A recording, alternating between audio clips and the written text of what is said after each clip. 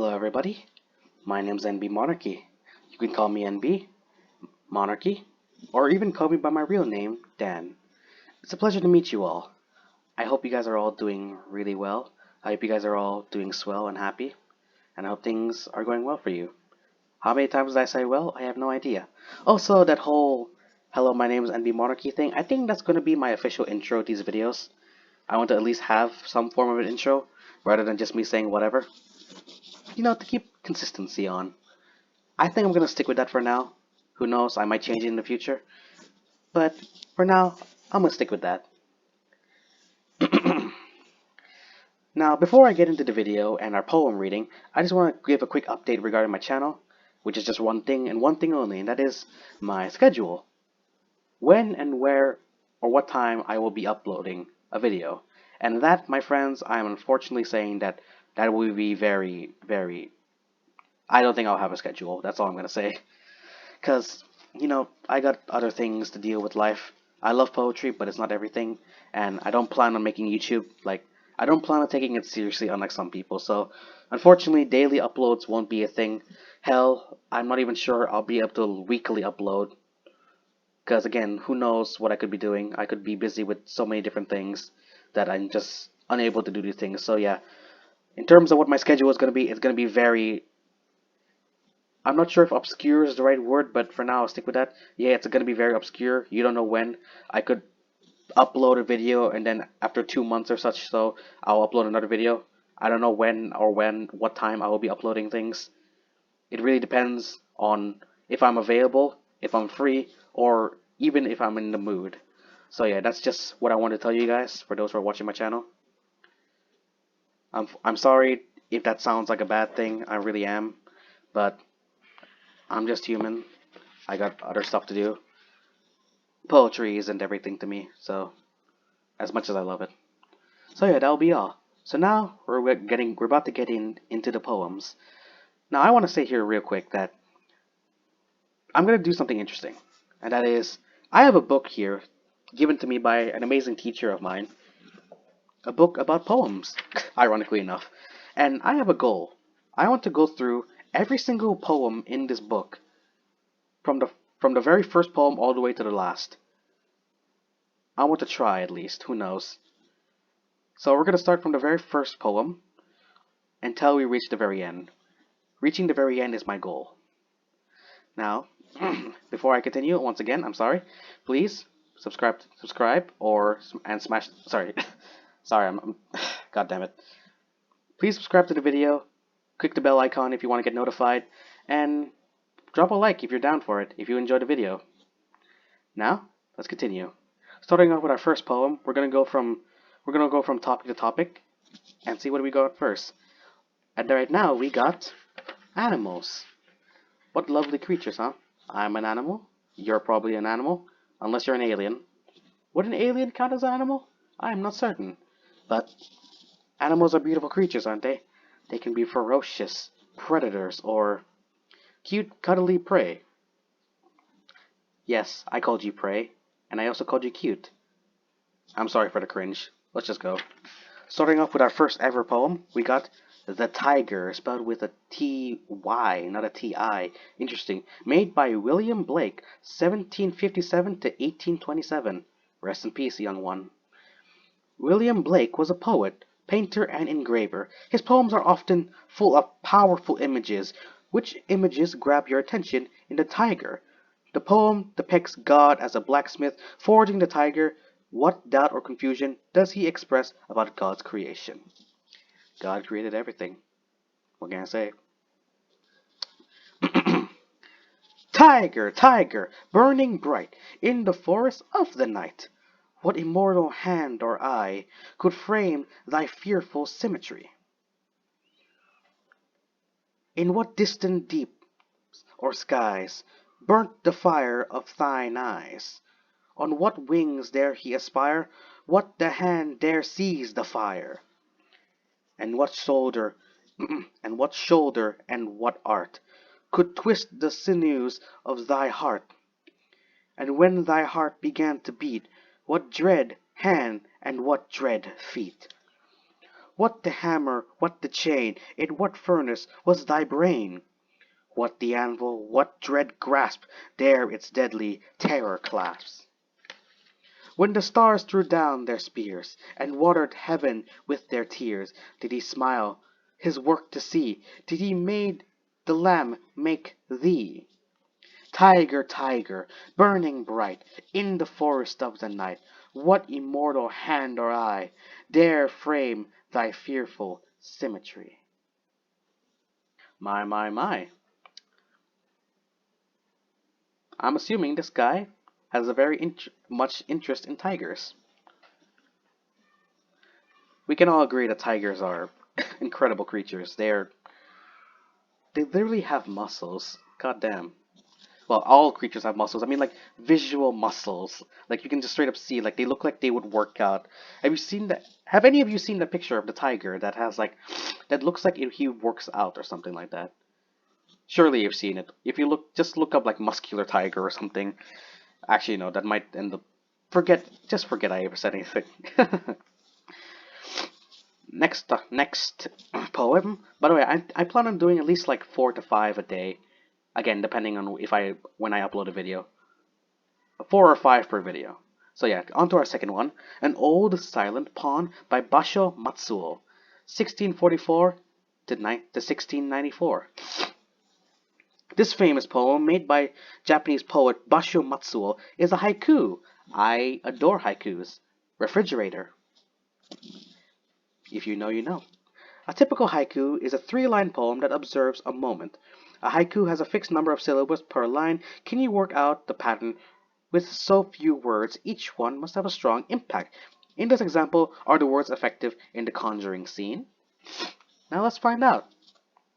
An old silent pond. A frog jumps into the pond. Splash. Silence again. Oh, I felt that one. I love haikus. They're so simple yet simple but effective. They're the definition of simple yet effective, and I love that dearly. On to our third poem. We got Little Fish by D.H. Lawrence. I don't know what the D and H stands for, unfortunately, but let's get into it. 1885 to 1930. Not that long ago.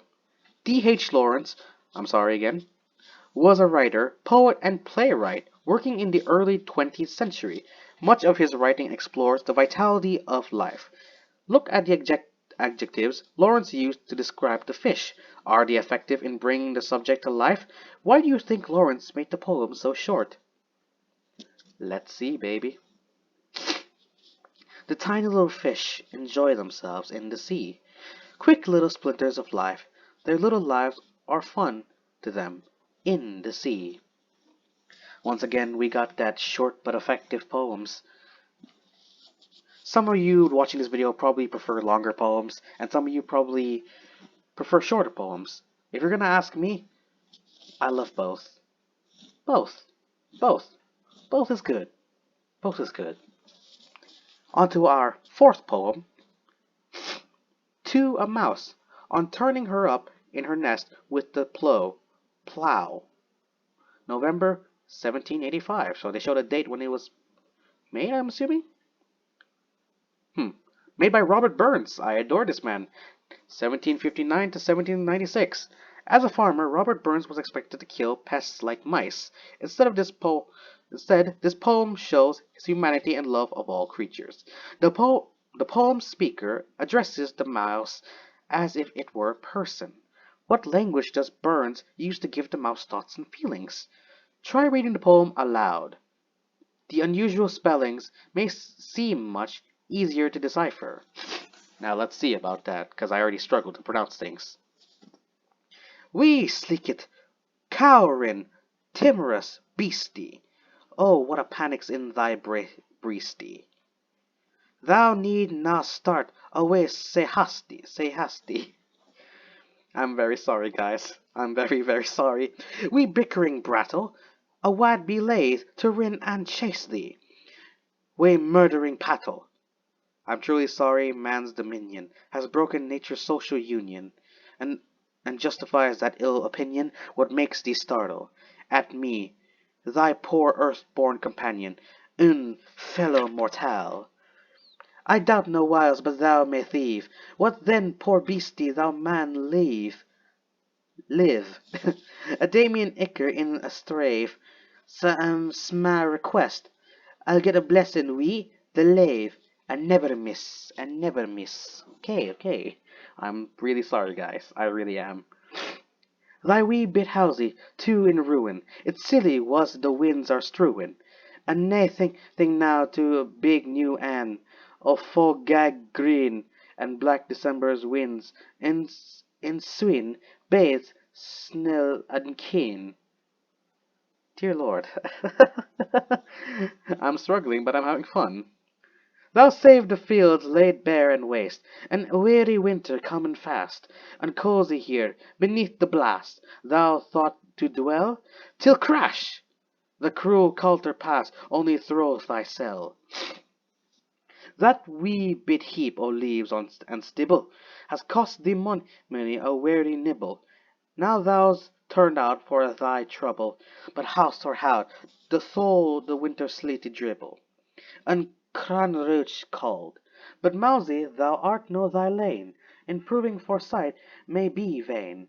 The best laid schemes o' mice and men gang aft a lay and us naught but grief and pain for promised joy.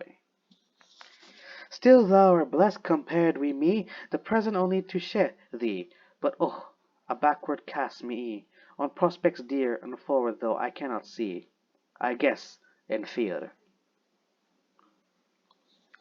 Well, that was certainly interesting. I struggled to pronounce quite the majority of that, but I enjoyed it. I'm assuming Robert Burns is Irish in a way, but I know you guys got a comment when I said, "Oh, I love Robert Burns. I love everyone, honestly." I just said that simply because I love poems. I just wanted to be nice. I'm sorry. And for our final poem today, guys, we got The Caterpillar, Christina Rossetti, 1830 to 1894. Christina Rossetti was one of the best-known female poets of the 19th century. The Caterpillar uses simple, clear language that seems to reflect the single-mindedness of the small creature. What is the caterpillar's mission? There is a single use of a metaphor in this poem. Can you find it, and does it enhance the poem's impact? Brown and furry, caterpillar in a hurry. Take your walk to the shady leaf or stalk, or what not, which may be the chosen spot. No toad to spy you, hovering bird of prey pass by you, spin and die to live again a butterfly. Now, my fellow viewers, did you guess what the metaphor was? I did, but I'm not telling you. But, unfortunately, that's going to be all with today's video. I hope you guys enjoy, and I hope you guys like the new background that I've chosen. I spent a decent hour or so editing it. I'm not gonna lie, that doesn't sound all that impressive, but it looks nice to me. Who knows, I might change it in the future. I might change everything in the future. Only time will tell what I will do with this channel. But thank you so much for listening and watching my video. Please subscribe and drop a like in the video, and turn on the notifications if you want to be reminded whenever I upload, because like I said, I don't know when I will be uploading. And if you want to support me even further, I have my Patreon down in the description. And once again, I gotta remind you guys every time, if you can't donate, you do not have to. It is perfectly fine. Do it if you truly think you won't regret it. I don't want you guys to make decisions you'll end up regretting in the future. So thank you very much, everybody. I hope you enjoyed. Have a nice life. Have a nice day. Stay awesome. Stay beautiful. Bye-bye.